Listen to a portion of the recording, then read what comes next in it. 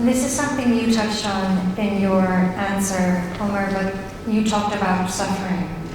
And naturally, the line of questioning follows that if God is obviously not an evil entity, but God has allowed for evil and suffering.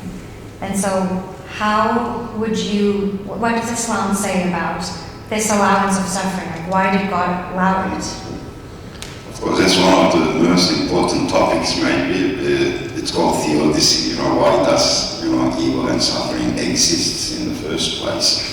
And we touched upon it a little bit, like also Daniel said, in regards to Augustinian view. I think there's an element of truth there. I think it's good because, darkness can only exist in the absence of light.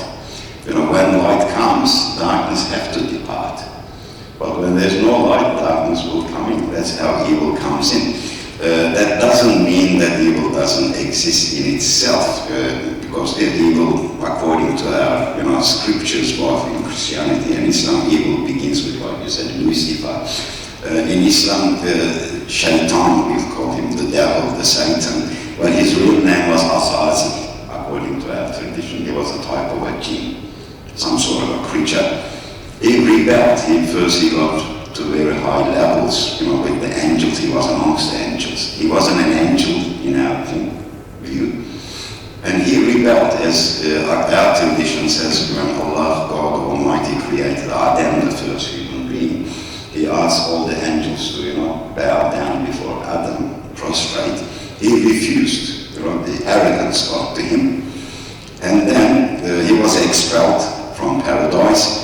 And then he used this. It's the first time that any being used philosophy in history. It's very interesting. He said, "Oh God, you're the one who sent me astray. And I will make sure that your servants, humans, will go astray as well." He said, "Give me time." But he was deceiving himself. This is where we get to destiny and free will again. Because he was saying to God, "You knew that I would not prostrate. You already knew. You still put me through that test." Whereas, yes, God knew. But in reality, did Satan have a free will? Yes. If he wanted to bow down, prostrate, he could have. So it was his fault, not God's fault in regards to that. So when we come to suffering, there is suffering in the world. But if we categorize suffering, suffering caused to humans by other humans. Suffering caused to animals by humans. Suffering caused by calamities. Suffering caused by illnesses and various other diseases. You will see that 90% of it is caused by humans. 90% of the suffering in the world is caused by humans. Why? Because they got free will. Again, it goes back to that. And God doesn't negate free will in order for that test to go on. But those who have suffered, because there is a reality of life after death, they will be recompensated. They will be compensated. But the others will be punished. No one gets away with it. For us, there's a big judgment day where you can get away from the police here, you can get away from the courts here, judgment here, but no one will get away from that judgment there. So the Quran also says, whoever did an atom's, uses the term atom, atom's weight of good, they will see its consequences. Whoever does a atom's good or evil, they will see its results. So no one gets away with it. So suffering will occur here, but depends on what suffering we're talking about. Like we said, through free will, 90% of it. Then we have calamities, earthquakes, we have hurricanes. If you do some research in scientific background, look into them, they are necessary things. They have to occur. It was earthquakes that shaped the crust of this earth and made it durable. Tectonic movements and all these things. Hurricanes bring, much needed rain from some parts of the world, from the tropics to where it's much needed. So when you analyze all these incidents, you will see there's wisdom behind them. illnesses. If we never get ill, our immune system will never function and we don't get stronger. So there's certain things why they happen, but also there are some, spiritual aspects to it. When I get cold or when I get the flu or something, I lie down, my heart softens, I get a more closer relationship with God, I achieve proximity. I submit myself to Him completely. I'm weak at that point. So I remember my impotence, I remember my weakness. So they're all necessary things. But some people, because they don't believe in life after death, that's where they get caught in them. They say, why God allows this if God exists? Why does He allow this? Well, this world is temporal. It's going to pass. Sometimes little suffering or results in big wisdom, big beauty. One example I can give you is, giving birth, labor pains. They say it's one of the worst pains in the world. Women know that, know much better than us because of that. But as a result, they are given this beautiful gift, a baby, a little human being. And they go through that pain, labor pains, and then you see a few years later, pregnant again. What happened to that pain? Because it's the beauty at the end that they receive. So sometimes we go through some suffering, but the result is important, I think. Yes. Yeah. Okay. Let's take a slightly different example, and I think it's one that comes up quite often when we talk about suffering and the ways in which God allows suffering and why it happens. So the example of people that are born with disability that really causes them a lot of pain is, in a lot of cases, it's not necessarily linked to anything they've done or their parents have done. In some cases, we may not even know the genetic causes. So how would you explain why God allows some people to be born not of their own accord in this situation in which they are almost going to have an experience that is difficult, inevitably? It is a good point. You want me to go first? You want to say something? You should. Well, I'm talking all the time. So. Yes, that's a reality too. Sometimes some people are born without legs, without arms, or they have they can't see. They have vision impairment and things like that. It's a reality. Now, is this justice? That's the big question. Why does God make that person a poor person, that person a rich person, that person less able, this person more able? And these are big questions. It's asked everyone. First of all, for something to be unjust, for us to say that's not justice, all of these things that human beings have, they have to earn them first somehow. But the reality is everything belongs to Him anyway. What do you mean by earned? Some way, I should have earned this body. I should have given something in return to get this body.